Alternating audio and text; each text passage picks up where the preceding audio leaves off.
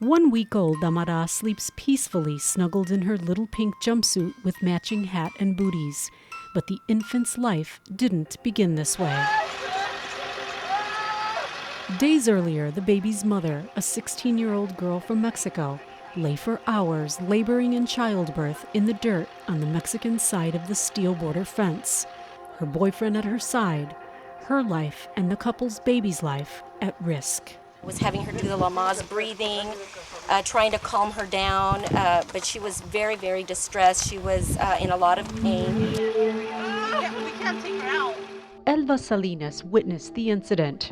Salinas, taking part in an anti-Minutemen crusade along the border, happened to be camping nearby. When her group learned what was going on, they drove to the scene to help. Well, it was at least an hour before anybody did anything for her. It was really sad. It was a very sad situation, and it was inhumane, I felt. Very inhumane to let a little girl, 16-year-old, in labor in the dirt, and not do anything for her until somebody with some authority could make some kind of a decision. That decision falls in the hands of Homeland Security, the U.S. Border Patrol.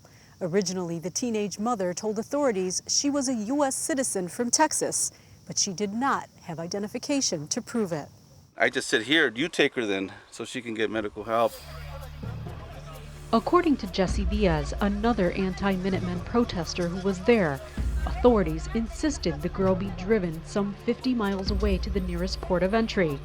As authorities debated among themselves on how to handle the emergency, Diaz reached over, scooped the girl up in his arms. I'm holding her, and the migra right here comes close, right up to me, and he pushes me in the back and says, throw her back over, throw her back over. And I told him I wasn't going to throw her over, that she needed medical attention, that she's a neighbor. They were going to fine me $5,000, and that they were going to put me in prison, and that they were going to charge me with human smuggling. As time went by, the numbers of witnesses kept growing.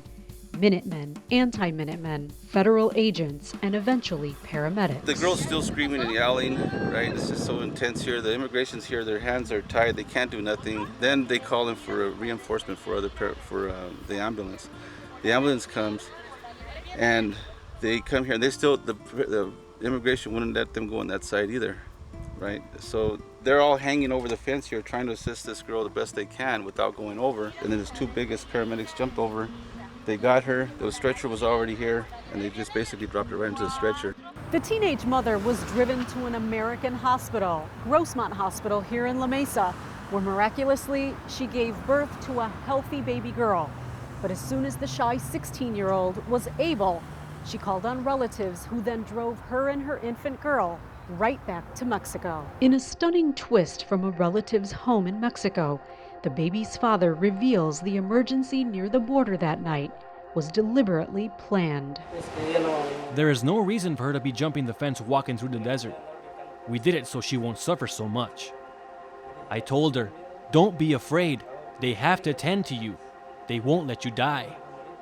But Elias Lopez now admits he never expected authorities to take so long to help the young mother and her unborn child. I asked for the immigration officer's name.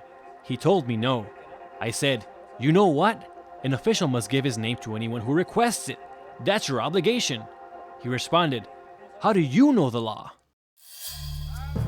Lopez estimates the drama lasted nearly 3 hours, but a Border Patrol spokesman denies that, saying their reports indicate it was 1 hour and 5 minutes from the time the first call came in to the time the girl was rushed off in an ambulance. The father also credits the anti-Minutemen protesters for putting pressure on authorities that night and wants to personally thank them. If they weren't there, we still would have done it. But thankfully, they were there. The teenage mom now admits she is not a U.S. citizen, but making sure her baby girl has that privilege, she says, was worth the risk.